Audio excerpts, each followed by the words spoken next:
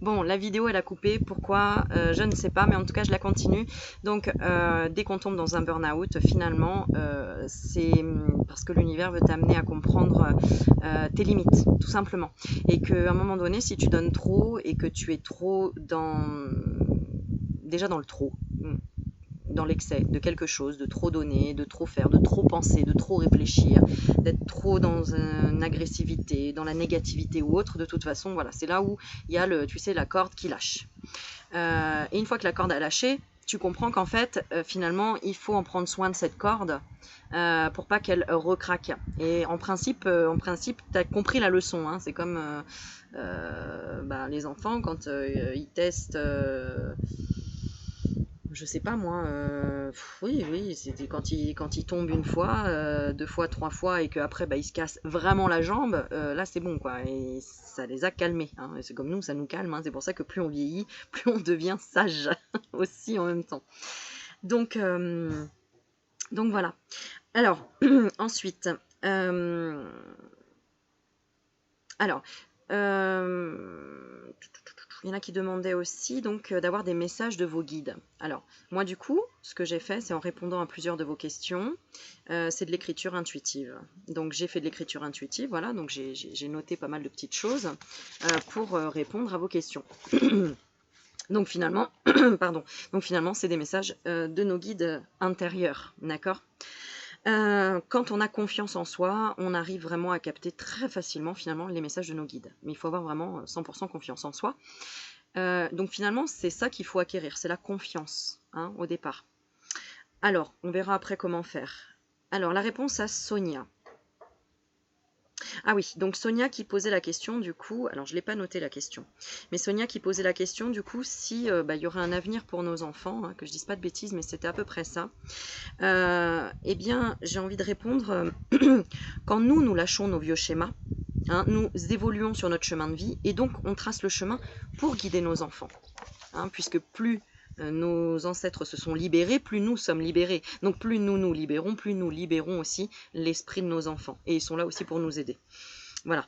Donc finalement, nos propres enfants représentent déjà notre enfant intérieur.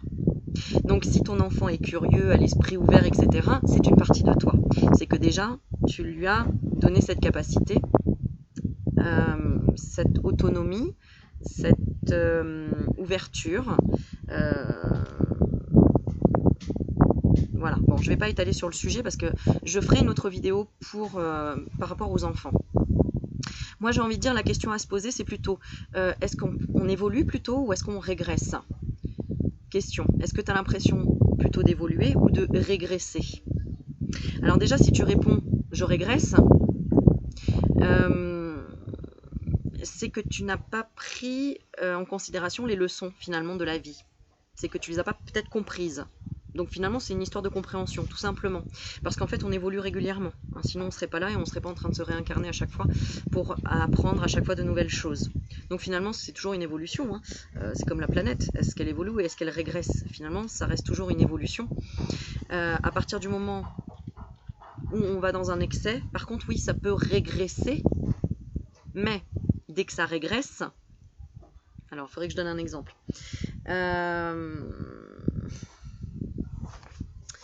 Par exemple, voilà, alors on va dire, voilà, on évolue par exemple, avant on ne savait pas lire et écrire, maintenant on sait lire et écrire, d'accord, donc c'est une évolution.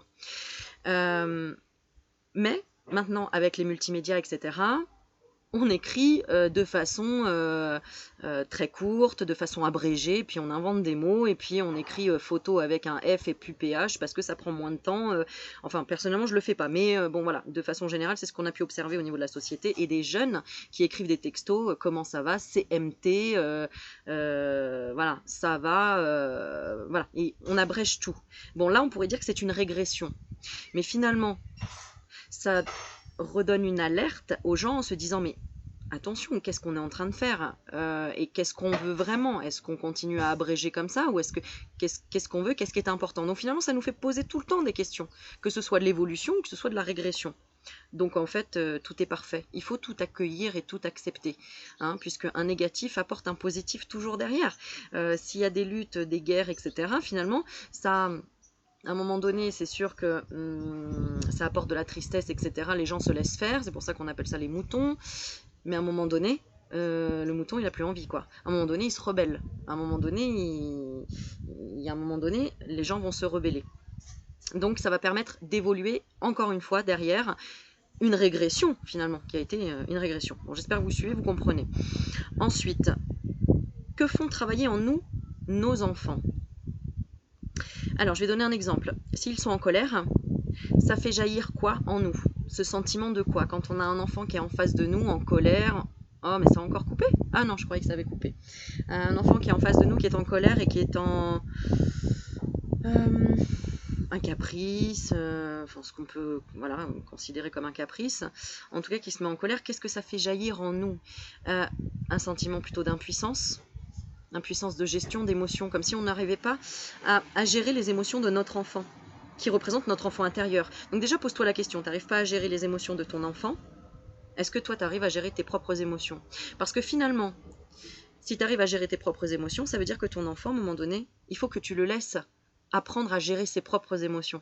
C'est-à-dire que si lui, il est en colère et qu'il est en train de faire un caprice, ça sert à rien de céder au caprice, ça sert à rien de communiquer pendant 10 minutes, un quart d'heure, 20 minutes, une heure et d'expliquer la situation. À un moment donné, c'est ton enfant qui va devoir apprendre à gérer ses émotions, ses propres émotions, comme toi, tu as dû faire jusque-là, maintenant que tu es adulte. On est d'accord? On a pu t'accompagner, t'aider, mais à la base, c'est toi-même qui va gérer tes émotions et qui va te dire dans ta tête, ok, j'accepte ou j'accepte pas. D'accord? Donc, ça fait jaillir en toi cette impuissance de gestion d'émotions. Donc, ça veut dire que toi-même, il y a encore des émotions que tu as du mal à gérer. Hein. Donc, moi, c'est ce qui m'arrivait quand ma fille faisait des comédies. J'ai tout essayé, j'ai tout fait, j'ai tout essayé. Bah, à un moment donné, j'ai fait quoi? J'ai fait le lâcher prise. J'ai dit, ok, en fait, ça ne m'appartient pas. Je la laisse. Je parle plus de ma fille parce que c'est plus ma fille qui... Voilà. Mais, et à partir de ce moment-là, et finalement, c'est elle qui s'est retrouvée face à son propre problème. Et moi, j'ai dû lâcher prise et ça m'a fait du bien, en fait. Je me suis dit, bah oui, en fait, ça sert à rien de vouloir gérer ou de contrôler. Hein. C'est pas moi qui vais, de toute façon, faire sa vie plus tard. C'est elle qui va devoir, de toute façon, affronter ses émotions, affronter ses peurs, affronter, en fait, elle aura son travail interne à faire. Voilà. Ensuite, qu'est-ce que ça réveille en nous aussi? L'incapacité à nous calmer, nous-mêmes.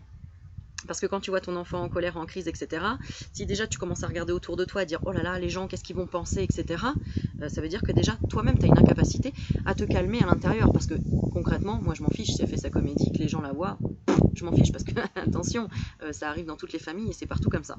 Donc, il y a personne supérieur, il y a personne. Et puis si les personnes sont là pour juger, bah, ça m'est égal, c'est pas, il faut pas que ça m'atteigne, hein, parce que voilà, j'ai pas envie de juger, donc j'ai pas envie qu'on me juge, mais en même temps, si on me juge, et ben basta, c'est pas mon problème. Il faut pas que ça m'atteigne, parce que si ça m'atteint, alors là, écoute, tu peux aller dans un... en fait, tu vivras jamais ta propre vie, parce que tu vas dire, oh bah lui il me juge, lui il me regarde, lui il dit ça de moi, lui machin, et en fait, tu vis quoi à travers les autres? Non, à un moment donné, voilà, ça va jamais te faire avancer. Donc du coup, ça veut dire que tu te dis, bah je suis incapable de gérer mon stress. Donc la colère de cet enfant qui est en face de toi, qui représente ton enfant intérieur, hein, en fait. Donc finalement, bah, à un moment donné, il faut pouvoir l'accepter et justement l'observer en disant ok, ma fille fait une colère là, donc c'est que quelque part mon enfant intérieur, il est en colère, il a envie de me dire quelque chose. Donc sois plutôt dans la réflexion de te dire ok, qu'est-ce que j'ai à comprendre? Voilà. Et puis la phrase importante, c'est quand même pourquoi vouloir gérer les émotions de nos enfants? Attention encore aux termes qu'on emploie, parce que gérer les émotions de nos enfants, on n'a pas à les gérer, mais à accompagner les émotions de nos enfants, à les accompagner, à les accueillir et après à les guider. Grâce à quoi? Grâce à notre ressenti. Voilà. Donc, les gérer, non, c'est-à-dire dire stop à notre enfant qui fait une colère, une comédie, ça marchera pas. T'as déjà essayé, ça marche pas. Hein, en élevant la voix, c'est pas ça qui fonctionne non plus, d'accord?